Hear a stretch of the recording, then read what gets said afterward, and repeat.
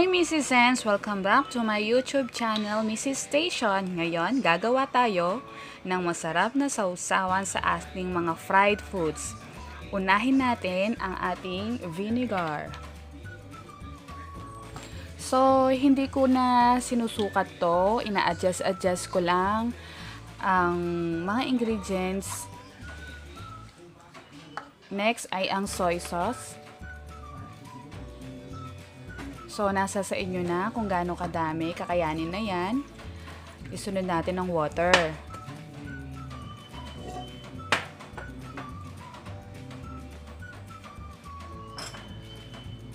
Masarap talaga ito. Ito ang sawsawan na hindi na kailangan ng mga vetchin, pampasarap, hindi na kailangan nun. Isunod natin ng onion. Hindi na ako naglalagay ng MSG like vetchin, ng magic sarap, at kahit ano pang pampasarap kasi ito lang, kayang-kaya na nito. At syempre, para pambalanse, kailangan natin lagyan ng sugar. 1 teaspoon or 2 teaspoons pwede. At ground pepper, importante yan. At para may sipa ng anghang at pampagana, red chili o siling labuyo. Isa lang muna para ma-adjust mamaya kung kailangan pa ng isa pa para mas maanghang. Total, lalagyan din naman natin siya ng green chili, yung long green chili.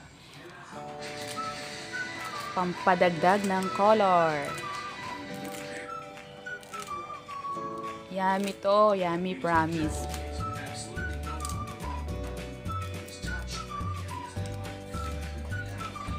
And to add taste and color din, lalagyan din natin ng scallion or spring onion o dahon ng sibuyas.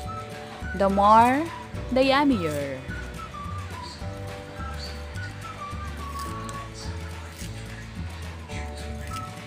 Ito ang lagi kong ginagawang pinakasawsawan namin sa mga fried foods namin. At napapadami naman talaga ang kain namin sa sawsawan na to.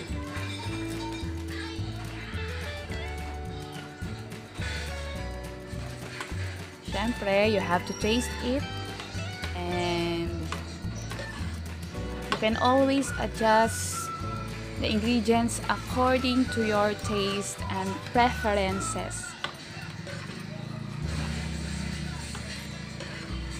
And this sauce is best for your fried foods such as fried fish, fried tofu, fried chicken, fried pork.